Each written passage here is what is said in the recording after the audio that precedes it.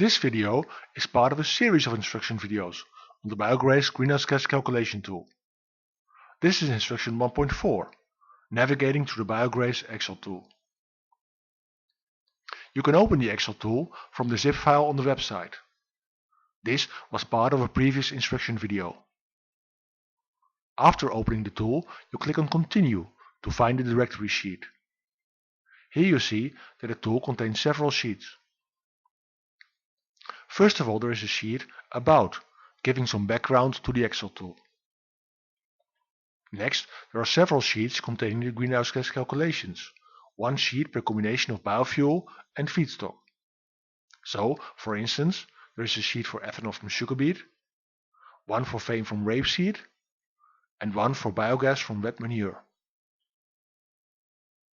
Also, there are a number of sheets of more general nature, like a sheet for calculating land use change, a sheet for calculating improved agriculture management, and a sheet for calculating greenhouse gas emissions associated with N2O emissions from the field. Finally, there also is a sheet called User-Specific Calculations, and there are two sheets with standard values. We will come back to these sheets in later parts of this series of instruction videos. In this part, we will concentrate on one of the calculation sheets. Let's open a calculation sheet, for instance, ethanol from sugar beet.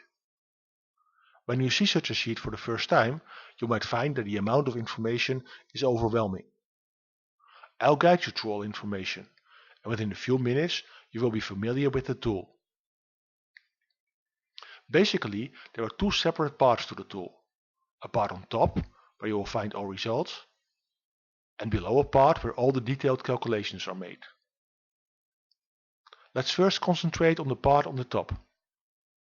In the title row, you see which pathway we are working with, in this case ethanol from sugar beet. Then, in this result box, you will find all the separate steps of this pathway. They are clustered into cultivation, processing, and transport.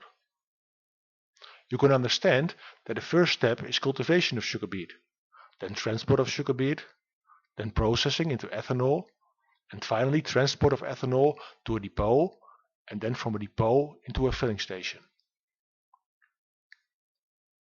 In column B, you will find the unallocated values, and in column D, the allocated values.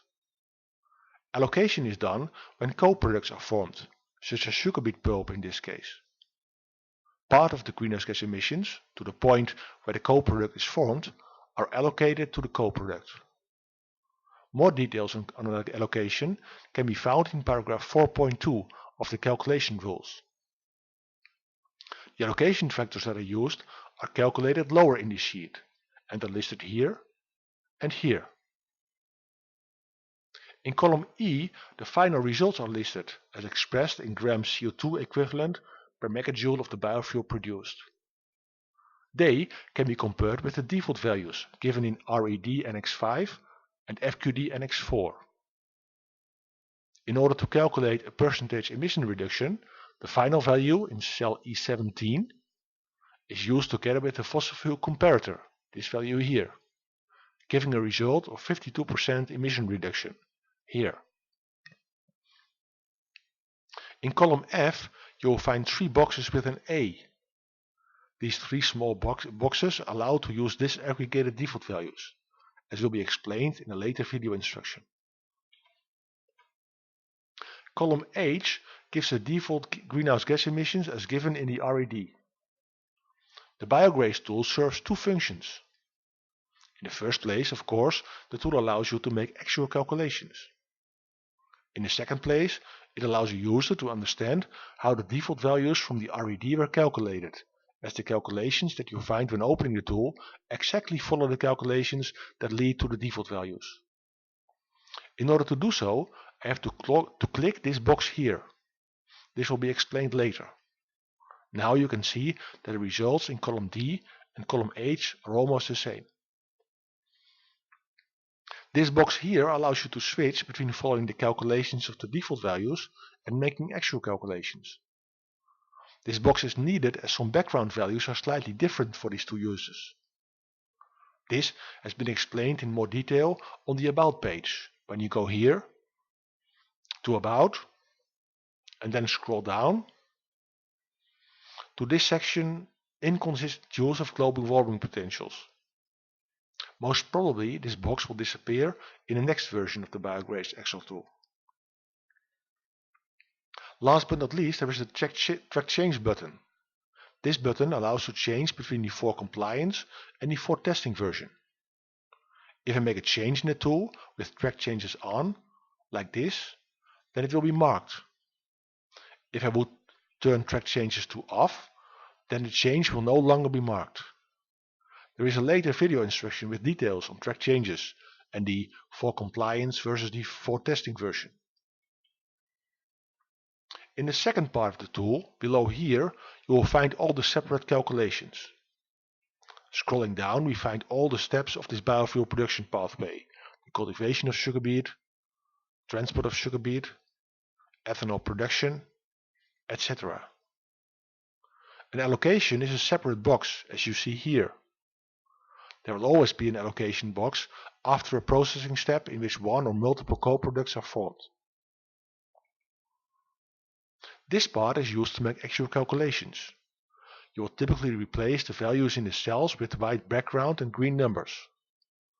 You should note that certain rules apply that can be found in the BioGrace calculation rules. One such rule is that when you replace one input value by an actual value, in the cultivation for example, then you must replace all input values by actual values in the cultivation.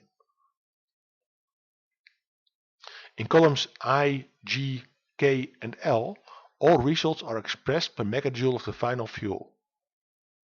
This needs information from the whole ethanol production pathway, so the results of the cultivation can only be expressed per megajoule of ethanol if, for instance, the efficiency of ethanol production from sugar beet is known. Sometimes a user wants the information that is independent of later steps, and for this reason 1 or 2 columns for information are added, in which the results are expressed per kilogram and sometimes also per hectare and per year. Last but not least, the tool is not protected, causing that the user can insert rows, like this, and can copy information with copy-paste, like this. And the user can change formulas in the calculations, like this. Here I have to add a small remark. In the for compliance version, the format of cells cannot be changed. It was decided to allow so much changes in the tool as this can be needed for greenhouse gas actual calculations for pathways that are rather different than the standard ones. Of course, more complicated changes should only be made if the user is familiar with Excel and with the tool. In later parts of the series of instruction videos, some examples will be given.